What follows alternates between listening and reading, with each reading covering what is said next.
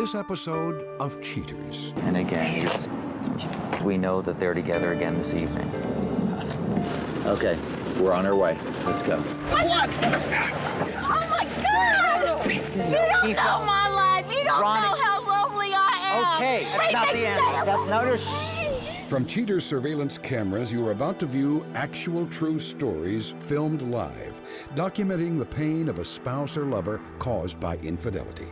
This program is both dedicated to the faithful and presented to the false-hearted to encourage their renewal of temperance and virtue. Just like he's just trying to keep a big secret from me. I just can't go on anymore. I need to know the truth. I don't like being the one that has to show you this. Oh, Jesus. I asked her about his, and she said nothing was going on. Do you want to confront him? Oh, yeah. Take me there.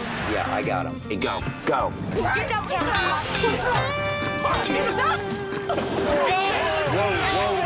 This is like not how this is supposed to work, Just go. John. Go in here. I love you. I'm so sorry. Real reality television is brought to you by Cheaters Detective Agency's Private Eyes on Cheaters. Greetings. I'm Joey Greco. Welcome to this episode of Cheaters. Let me introduce you to Ronnie Warren, a compassionate man troubled by his girlfriend's increasingly melancholic disposition. Focused on discovering a solution to his ailing relationship, Ronnie turns to Cheaters for some intervention. Ronnie Warren, age 44, a sales representative concerned about his girlfriend's increasingly erratic behavior. We've been together for 7 years and lived together the last 5. You know, I'm thinking of marrying the girl. She's, you know, more or less she's my fiance. And I try to keep things new and fresh, you know, even after all this time. She works from home. She has all the time in the world to do whatever she wants. And I'm on the road a lot, so I call at times just to check on her since she is on medication and I'm concerned. Sometimes she hasn't been there when she should have been. Shara's been having emotional problems lately. She's seeing a psychiatrist, and the psychiatrist has put her on medication. And she's not supposed to drink with this medication. And I think she is. I've been seeing signs of her drinking, and it really just causes problems. The alcohol and the medication don't mix. It's like she loses it sometime. In fact, last month we went to a restaurant and we're having dinner, and she got into a confrontation with the waiter over nothing really. I mean, it shouldn't have happened. I take care of her. She can't take care of herself. The last 7 years just down the drain, man. But then I can't live with somebody that would cheat on me. I just can't bring myself to do that. If you suspect infidelity in your relationship, Cheaters licensed investigators may be able to provide you assistance. Exercise your right to be informed.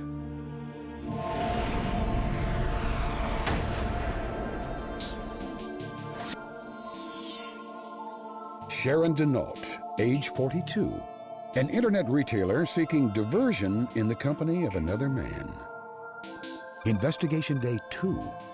After Ronnie departs for work, Cheaters detectives keep a close eye on the residence that he shares with his girlfriend. Cheaters patiently waits close by for any unusual activity until observing suspect Sharon Denault venturing out for the afternoon. Cheaters' PIs carefully follow suspect Denault to a shopping center, where she parks her vehicle and waits. When an unknown van pulls in sometime later, suspect Denault rushes over to greet the driver. Cheaters investigators record all of the pertinent details for later analysis before the two depart the location.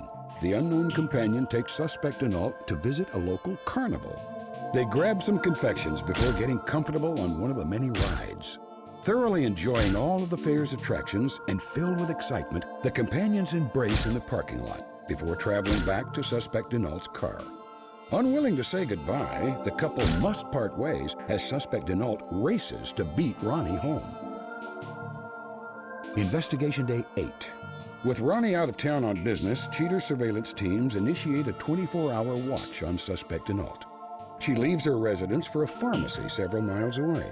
Cheater's detectives grow suspicious as she waits to leave her vehicle. A short time later, the delivery van, observed several days earlier, pulls up next to suspect Denault, and she quickly gets in. The van travels to a park just a few blocks away. Stepping out of the vehicle, the male companion, who is now identified as Bradley Wallace, leads his girl through the meadow. Stopping to rest, suspect Denault surrenders to companion Wallace's attentive manner. The two amuse themselves for a while before leaving. Companion Wallace takes Denault back to the drugstore where they exchange farewells. Seeming dissatisfied, Wallace leaves suspect Denault, who proceeds to her home. Investigation Day 11. She is tailed a short distance to an auto parts store, where companion Wallace soon joins her. Before investigators can even exit the lot, companion Wallace turns into an alleyway and parks.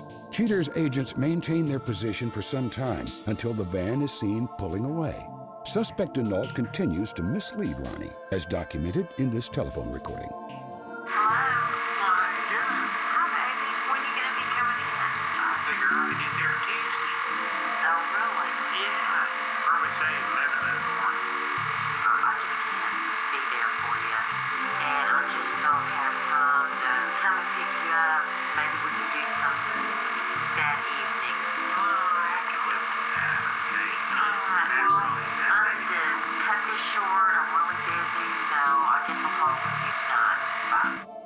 Having acquired all the information necessary for a definitive evaluation, Cheater's investigators halt the inquiry.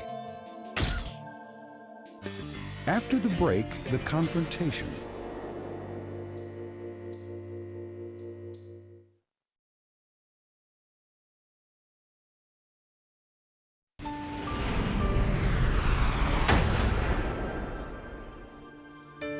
Armed with the evidence revealing Denault's shameful behavior, Cheaters moves to inform Ronnie of the unfortunate circumstances. Prepared for any eventuality, Ronnie gallantly comes forward to remedy the deteriorating situation once and for all. Ronnie, thanks for being here tonight. I appreciate y'all having me. We do have some information that the detectives have compiled. Okay. Are you ready to take a look at some of that? Yes, I am. Okay. As the investigation starts, there's Sharon. Correct. The detective follows her to a complex with a number of different retail stores. Once there, she greets this gentleman before getting into his van. After riding for a while with this gentleman, we ascertain, as he gets out and drops off some flowers, that he is a delivery person for this florist. From that point, though, Ronnie, he takes Sharon to a carnival, and you can see some of the behavior that you observe them sitting close together, getting on rides. After their day, they go back to the same parking lot where they started, and you can see them sharing a kiss and an embrace before she gets in the car. And I know that's not what you're hoping to see. No, it's not. I can't. Expected. I don't believe it, man. On this day, we again observe Sharon getting into her car. She's followed to another parking lot where she is met again by a van. It seems to be the same florist. He brings her to a park. It's the same young gentleman, and you can see we did capture her, again sharing an enchanted moment. And after spending some time at the park, they're walking hand in hand as he brings her once again back to the parking lot. And again, you see. Yeah, I know. I'm sorry. I'm sorry, Ronnie. On this day, once again, the detective followed Sharon. She drives again to a parking lot. This is the parking lot of an auto parts store. The detective followed them to a secluded area. And I can't suggest what was happening in the van, but I don't think it's anything that you'd really care care for your fiancé to be doing with another gentleman. And once their activities are completed, he brings her back to her car at the parking lot. And after a quick goodbye, she's on her way back home. We can only assume. Well, Ronnie, would you like an opportunity to ask her armed with the information that you have? Damn straight I would. Because we know that they're together again this evening. They're in the van together. Let's go, man. Okay, we're on our way. Let's go. Okay. I got you. All right, hang on. All right, I see him. Yeah, I see it right there. Okay, guys, get ready. Get ready.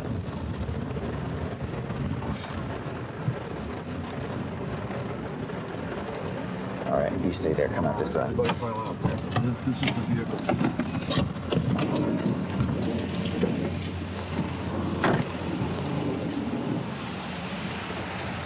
Sharon. What? Guys, get in there. Get in there. Sharon. Get him back. Get him back. Damn it. I got him. I got him. Sharon.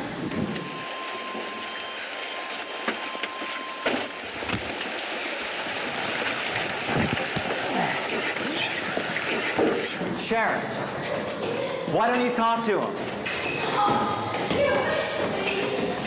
Sharon, wait. Man, that's my girlfriend. Okay, we've lived together last 5 years. Okay? She's crazy, you know? She don't know what she's doing. Sharon. Sharon, come on. Hey, Sharon. All right. Get away from me! Sharon.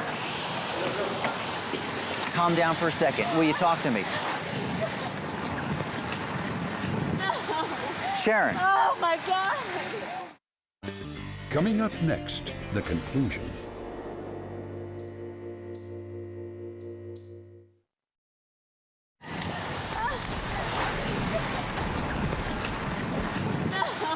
Sharon. Oh my God! There for a day in, day out, dude. I take her to the psychiatrist. I make sure she takes her medicine. Okay? I cook for her. What, are you gonna take care of her, man? Yeah, I give her to you? I can take care of it. What, driving a delivery truck? It's gonna be all right. Stay away! Okay. Stay the fuck away from me! Okay. Look, David, stay away! Sharon, just Don't talk with see- me. Get away from me! I swear to God, I'll jump if you Okay, don't that's not the stay answer. away from me!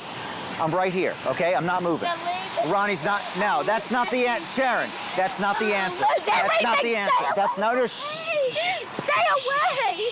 Stay Okay. away! Keep the cameras Look, off of me! get back and stay there, all right? Get Move away back from me. and stay there. She likes being with me. All she does is nag about you.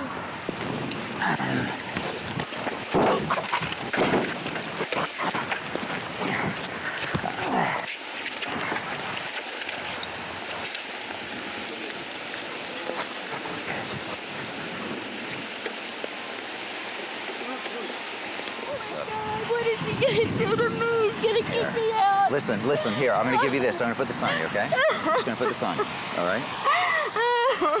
You need to get healthy, okay? Talk to me. Do you care about it? Okay? Everyone makes mistakes. It's gonna be all right, okay? What are you doing? I'm so lonely. You're never at home. I'm sorry. I've ruined everything. I'm sorry. I'm so sorry. After how long you through? And you do that? Okay. Oh my God. Oh my God. Guys, you know what? Let's get them off this roof. Let's get them off the roof.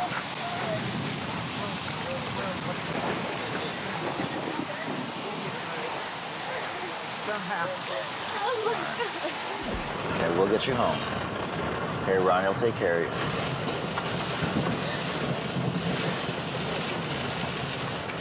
you. You know that what was going on up on the roof isn't the answer. Seemed like so at the time. And I know, and it seems like, and it may have seemed like the easy way out. It may have seemed like the easy way out, but you know that's not going to solve anything. Okay, this is going to pass. And you'll get through this if you share the same commitment too. That's so smart. Just don't hurt me. Don't leave me. I need you.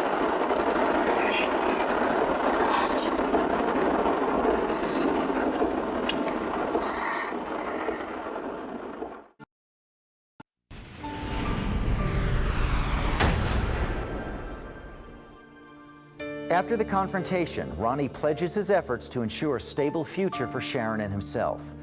Coming up shortly, Cheaters reveals what the two have in store. But now, Cheaters gives Dana Christopher the chance to tell his side of the story regarding his past altercation with Carolyn Pretzel.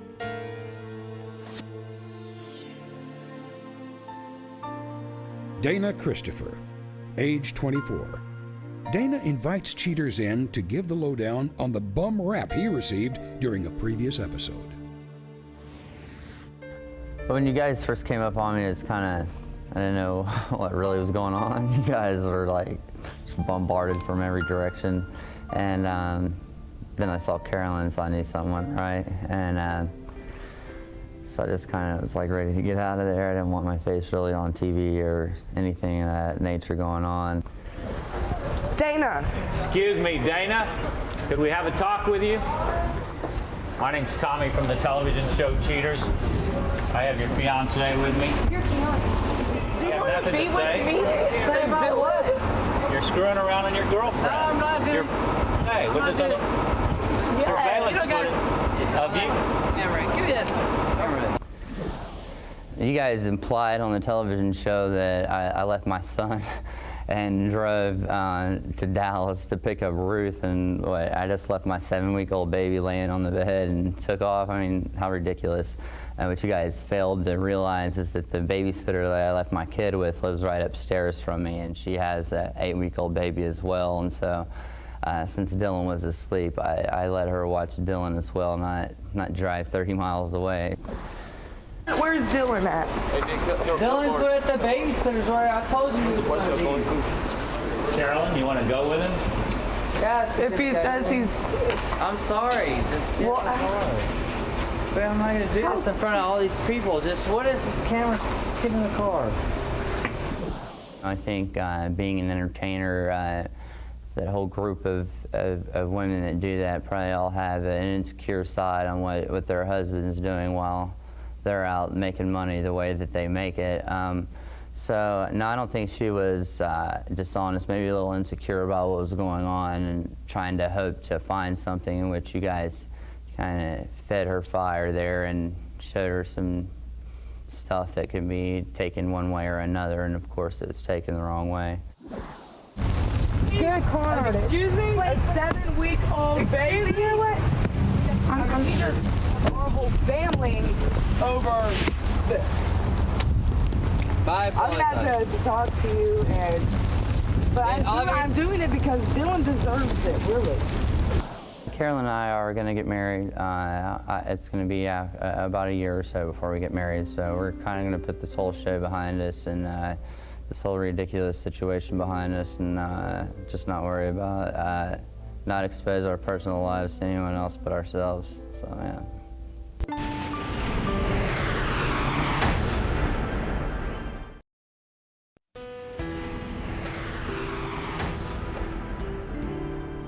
Ronnie Warren feels responsible for all that happened, both by being unaware of the severity of Sharon's condition and for not having taken more immediate action. Now realizing his importance in helping Sharon out of her difficulties, Ronnie promises to always be there for her in the future and to never let go. Sharon Denault is ashamed of the trouble that she's brought upon Ronnie. Sharon wants nothing more than to secure a healthy life with Ronnie and is ready to make every effort to ensure their happiness together. As for Bradley Wallace, he feels no remorse for his involvement with Ms. Denault. He says that he was more than happy to give Sharon the attention she needed. Mr. Wallace closes by stating he looks forward to hearing from Sharon again.